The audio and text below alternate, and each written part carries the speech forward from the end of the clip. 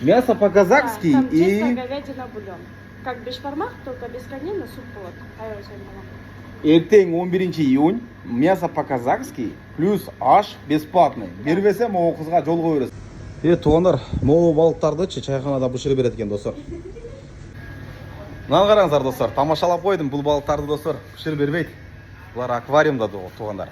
Красногорск жақта бұл север туғандар, север. Бүгін 10 июнь, ертең 11 июньда туғандар, то есть среда ертең болады туғандар.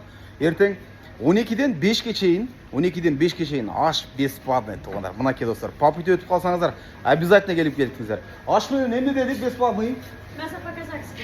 Мясо по-казахски Там чисто и говядина бульон. Как бешбармак, только без конины суп вот.